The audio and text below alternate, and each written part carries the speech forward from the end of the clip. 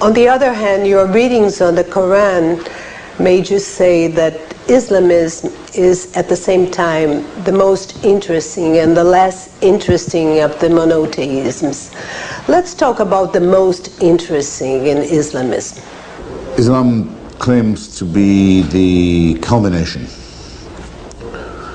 maybe we should say the consummation, of the previous revelations, Abraham, Moses, Jesus.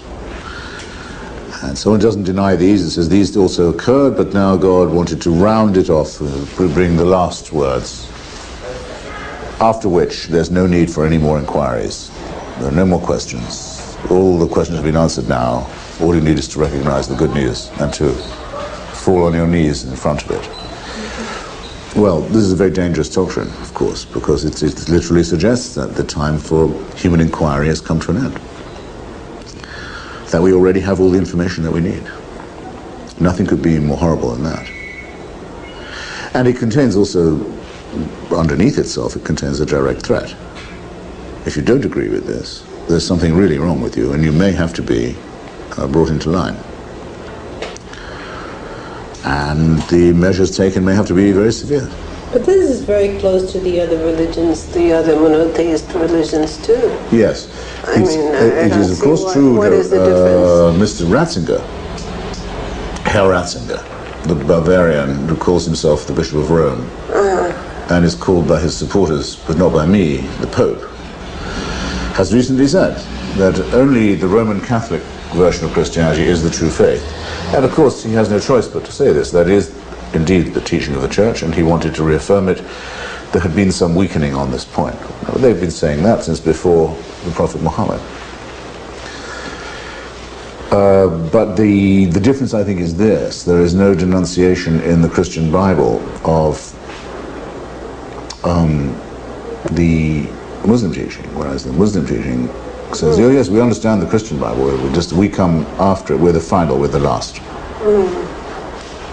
It's more analogous to what Christians say, some of them say about the Jews, either that they got everything wrong and that they killed Christ and that they're heretics, or sometimes when they're in a good mood, that they got everything right, they invented monotheism, and all they need is to realize that the Messiah has already come.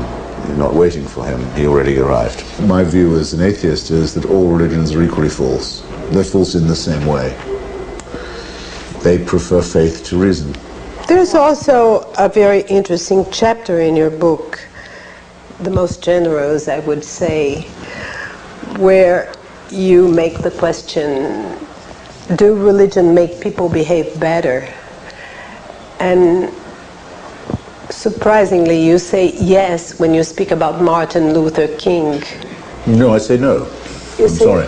Well, I understood that you had... No, I say that the case for civil rights for African Americans, black Americans, was complete long before Dr. King was born, and had been made by atheists and secularists, black atheists and secularists. To recognize the important role he had that in rhetorically for someone, the justification for racism and for slavery was Christian, specifically Christian. So that it's very brilliant rhetorically to be able to use the language of Christianity, dialectically, so to say, against itself. But it adds nothing to the proof that racism and slavery are to be condemned morally. To be able to do it in New Testament or Old Testament terms. The case had already been made. It's just a great propaganda victory, a great rhetorical victory. It doesn't make anyone behave. Religion has never made anyone behave any better. We can certainly not say, however, that it has not made people behave worse, because otherwise there wouldn't have been the Christian justification for slavery for 2,000 years and the Jewish justification before that to begin with. All the justifications for slavery are religious. You belong, of course, to a small and selected group of evolutionists who proposes renewed Illuminism centered on man. Man is the main object of study. People as Richard Dawkins and Daniel Dennett, who call themselves the Brights. Let me put it like this: I cannot claim an inner brightness for myself. If you want to say you see it in me, I'm on it. But I can't tell you you ought to be seeing it. That would be arrogant on my part. I'm also not certain that we say or should say that the center of the system is human or is mankind. In fact, we've spent a long time trying to show people that it was the church who wanted to persuade us that the whole universe was centered on us. That's why they didn't like Galileo.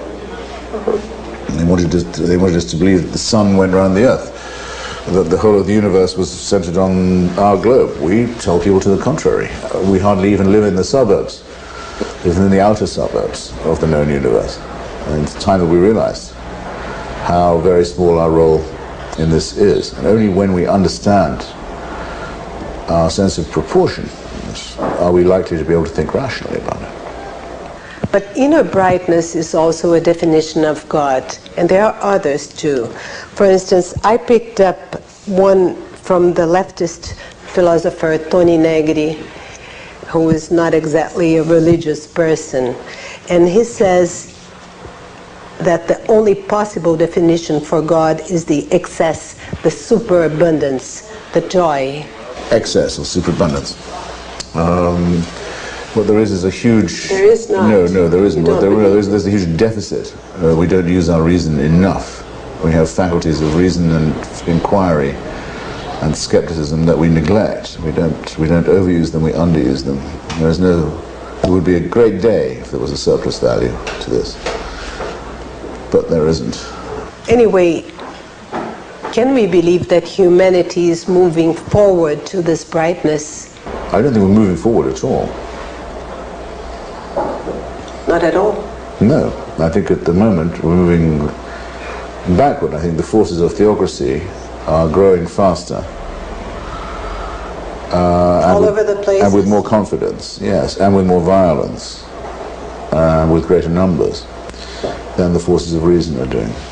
I think that the period of human enlightenment may look, in retrospect, like a very brief, very small fraction of a second in human evolution, between about 1680 and about now, and may be about to go into eclipse. Well, thank you very much, Christopher. It was very nice talking to you. Nada. Let's hope for better times. Cool.